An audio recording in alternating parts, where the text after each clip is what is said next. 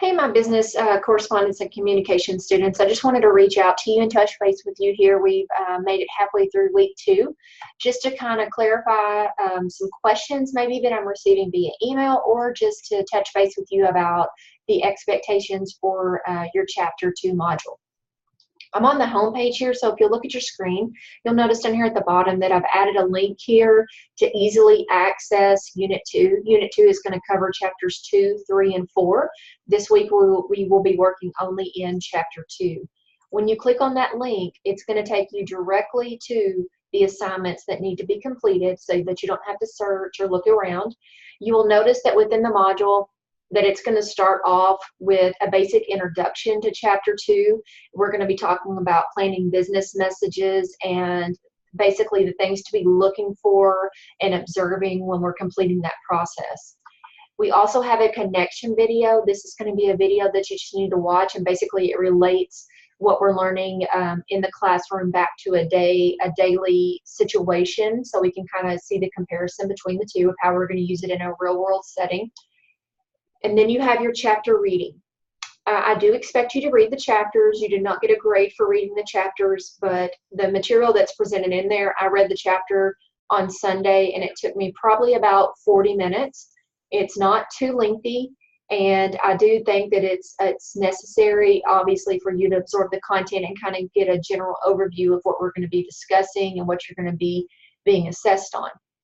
Once you've done your chapter reading, then you can move on. This is just a figure that's provided in Chapter 2. You can click on it, expand it, blow it up. It's an email. It's got a lot of side notes and things just to kind of help assist you again in seeing the process that you're learning placed into a real world type situation.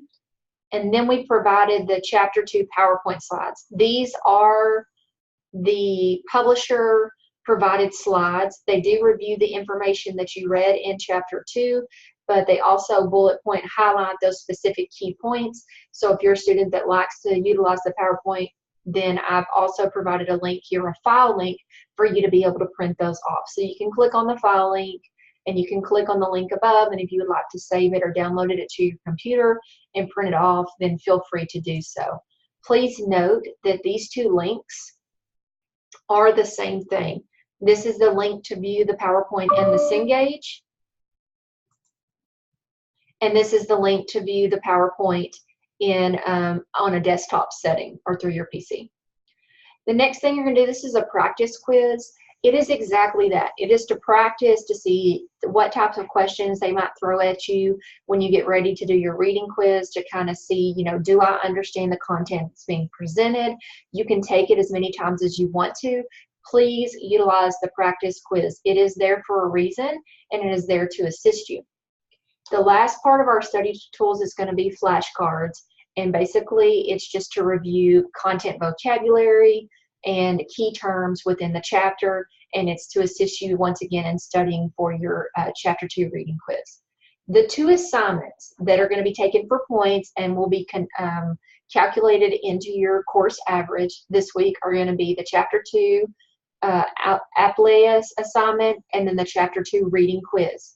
What I noticed last week is students were having trouble distinguishing whether it was a Cengage assignment or whether it was a SAM assignment. So what I did is I took your feedback and I added a note at the top that says this assignment will be completed in Cengage, in your Cengage MindTap account. And then on the next page, when it's the reading quiz assignment, this assignment will be completed in Canvas so that you can easily see the two. In our Cengage course, you will notice that on Chapter 1 that I went in and I actually changed the due dates to, I extended them out to September 10th, which is next Monday. I did this for two reasons. We have students that are currently just now being able to enroll in the course, so they're getting in, and they should not be penalized that they're getting into the course late. So I wanted to extend the deadline date for those students, and then also wanted to extend the deadline date for the students who got in last week, did the Start Here module, and then after the Start Here module maybe had some trouble just navigating and getting their feet kind of grounded within the course. So with that being said, there is a Chapter 1 practice quiz to assist you before you take your Chapter 1 reading quiz in Canvas. There's also this assignment here that you can take, you know, and improve your grade on.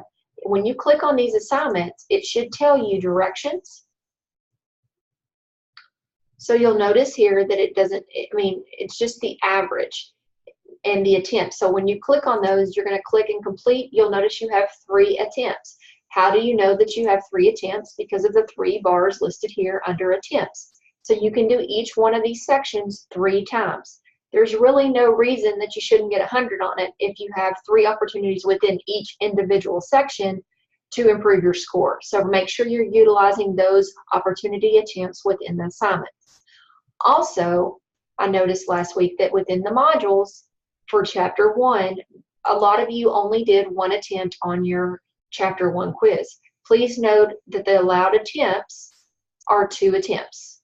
So make sure that you're utilizing both attempts to earn the highest score possible on your quiz assignment. Last but not least, the last thing that I just want to make sure that you guys understand, because it's coming up and it is a deadline, is, let me get to my syllabus.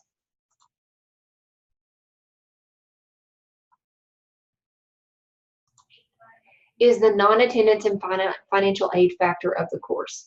So at a community college or at any college, you have what's called a census date. It's basically a day that your instructor reports you as either an attending student or a non-attending student.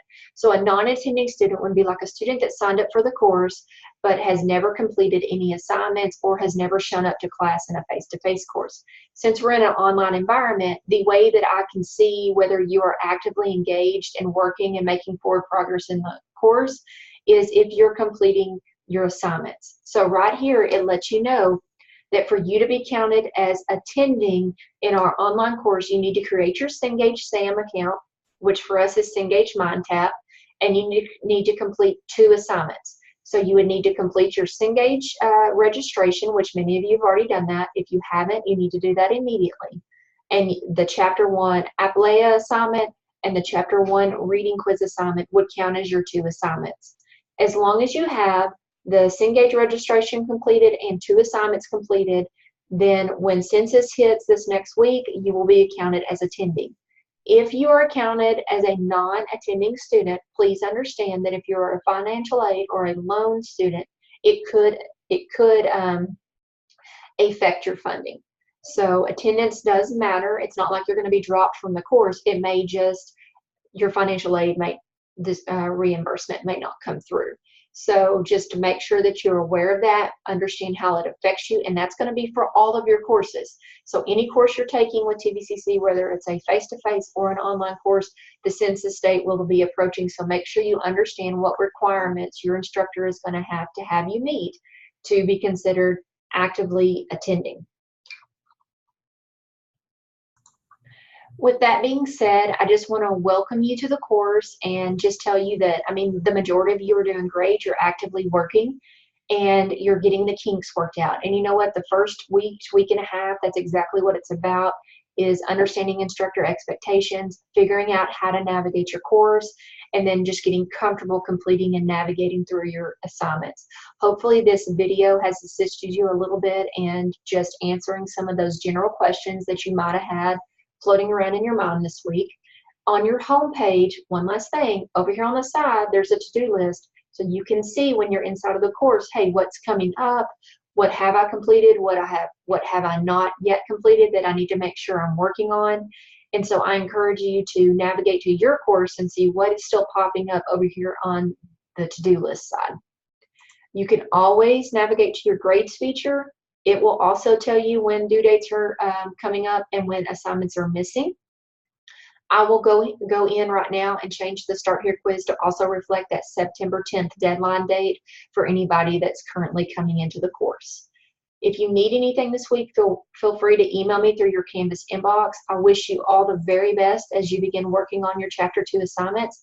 And don't forget, if you need to go back to Chapter 1, you have an opportunity at this point to go in there and boost those scores. Make sure you take full advantage. Have a great week.